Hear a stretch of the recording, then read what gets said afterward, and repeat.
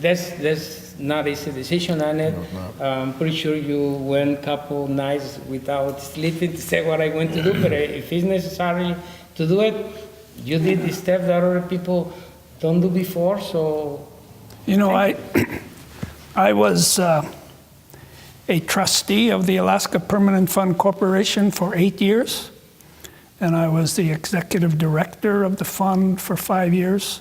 So very knowledgeable of it, and was responsible for administration of the permanent fund for that period of time. And what we have now with this governor's action is a fiscal plan that allows a percentage of the revenue from the permanent fund to go to government, which includes the permanent fund dividend amount.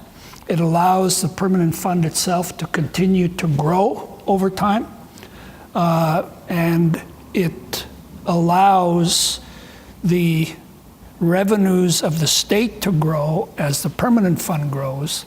Now, we still have need for greater revenue, simply because the permanent fund cannot now Subsidize. bring all of, fund all of state government, but it took this governor almost 4 years to do it. The legislature spent down or used almost all of our fiscal reserves during that period of time, but we're at a place now where we can confidently begin to look at the future.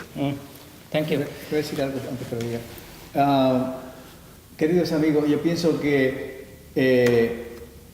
quizás no tuvimos la oportunidad anterior de entrevistar al gobernador Bill Walker, pero en esta oportunidad nos está haciendo una explicación donde vemos por qué razón el dividendo en su oportunidad bajó la mitad prácticamente de lo que estábamos supuestos a recibir, pero tiene una explicación de acuerdo a la política que él dice, y si eso es verdad, pues tiene su mérito. Entonces, vamos a ver, él dice que en el futuro va a cambiar ese sistema. ¿Qué le parece a usted, Daniel? Let me do the translation what he said. That way the governor know what we talk about. Here, Hugo said that To the community. to the community, the hard decision you make on it, okay? And he believes the plan you implemented with the permanent fund, it will work on it, and it's hard decision. And he said that he's glad that we bring you here. That way the people, again, see directly from you guys the program, and he said he believes might work. But the lieutenant governor actually mentioned too that he's el lieutenant gobernador menciona que él fue parte de la mesa directiva del Permanent Fund Dividend. Okay, fue trustee, y después de eso él fue el presidente de la mesa directiva del Permanent Fund. So él tiene muchísimo conocimiento de cómo se mueve el Permanent Fund Dividend, que viene siendo 40, Eso fue el lieutenant governor. Que estuvo manejando por 5 años $40 billones. So él sabe la estructura del procedimiento y la estructura. Exactamente, y él completamente nos explica que un pequeño por ciento va para de las ganancias del Permanent Fund va para el gobierno, el otro por ciento va para que crezca el fondo, y el otro tiempo para ayudar al revenue del Estado, porque como se hemos oído en los últimos 3-4 años, había un fondo de ciertos billones de dólares en fondo que agarraron allí y ya se acabó, entonces no hay otra manera más que hacer eso. Thank you very much. It's really well explaining. I believe I understand what you're talking about, and I think so now the Spanish communities want to understand why. Good. So we will go to the next question is from me, and mine is crime. Okay. Again, pretty much everybody is talking to you about it. A lot of people blame it on, not on you, but blame it on the legislator to pass the SB 91, or blaming the crime situation to that particular law, the S 91. But our friends, our community is frustrated, like a lot of people in the state of Alaska, about crime. They stole one car today. You have to pay to take it out of the junkyard, and then you park your car again and stole it the next day. That's one example of the whole situation in the crime matter. Can you give us a little bit what is you plan to, not to solve it 100%, but to implement something to move on to do better than crime? What you can do? The crime, which began, we certainly saw a significant spike in 2014, is directly related to the opioid drug, heroin, fentanyl trafficking in Alaska. I've seen charts and analysis done by the university showing the rapid rise of drug use and the rapid rise in crime. So they're very, very connected. So what we were doing, we put together with the Attorney General and the Commissioner of Public Safety and others, put together a public safety action plan, which is a 67-piece plan, which is on our website, on my website, on the Attorney General's website, that lays out how we're going to address crime and opioid drug abuse at the same time, because they were so interrelated. The first thing we needed to do was pass some laws that would help do that, and so those laws have been passed. Amendments to Senate Bill 91 that you mentioned, some fixes to that we felt were necessary. Alaska has had the highest recidivism rate as far as people going into prison. They get out of prison, 67% of them come back into prison.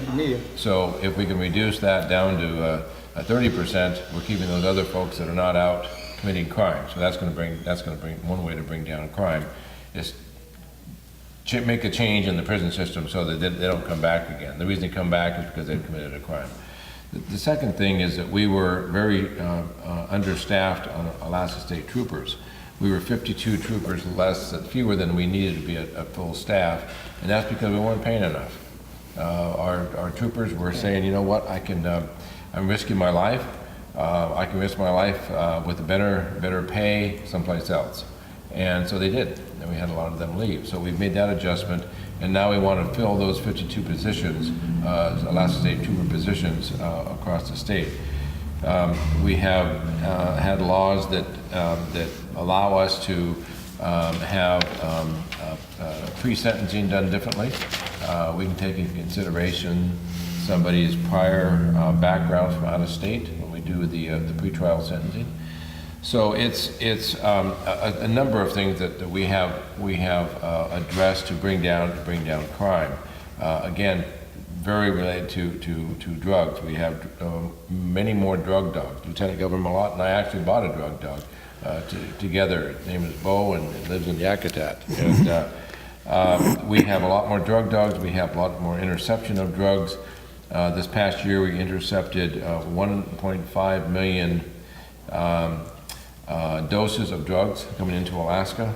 That's twice our population. Wow, yeah. So we've been doing a lot in the way of intercepting drugs through coming in on airplanes, on boats, etc. And so we have a presence on the Alaska Marine Highway System with drug dogs, etc. So it's multifaceted. It's not push one button and suddenly all the crime goes away.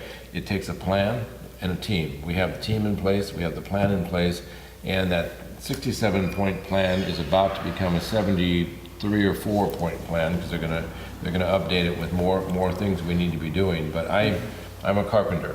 I used to build houses.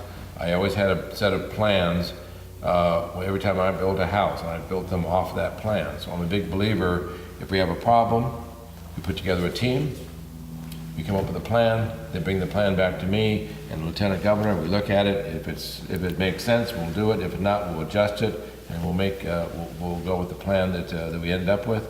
And that's what we're doing on crime. We're seeing a fairly significant reduction in the amount of opioids that have been distributed, and that's good. And so it's going in the right direction, but so much of the crime is tied to the drugs in Alaska that's very, very important. I issued a declaration of disaster on the drug crisis in Alaska in February of last year. And so we treat it we treat it like a earthquake, a flood, a tornado, a forest fire, a volcano. It's the same thing. We treat it with that level of intensity. Lo que nos dice el gobernador, su administración cree y atribuye que el crime ha crecido en Alaska por diferentes razones, pero una de las razones más grandes es la epidemia de opio que hay en la ciudad y las drogas, que vienen de fuera. Okay. Esa es una de las cosas que se cree y hemos hablado con diferente gente y ese es uno de los problemas más grandes que atribuyen al crimen. Y todo el tiempo el crimen se asocia con drogas. Okay. Ahí estamos hablando de los carros que le estaba explicando el gobernador, cuando roban las casas, o los bancos, o el crimen. Todo está en social. general. Exactamente. Lo que nos dice el gobernador que hay un plan de acción para poder atacar el crimen que está ahí, que está trabajando. Nos dice que en el website del gobernador y en el website del Attorney General del estado de Alaska, en el website, allí está el plan para que toda la gente lo pueda ver. El crimen y la adicción de opio juntos es un problema muy grande que es muy difícil de atacar. Entonces el plan, el primero es pasar una ley, o simplemente la que ya está, pero hacer ciertos ajustes también para poder a las personas que estén cometiendo el crimen, que no sea tan fácil de salir de la cárcel básicamente, pero se tiene que hacer ciertos ajustes a la ley que hablamos de la SB 91.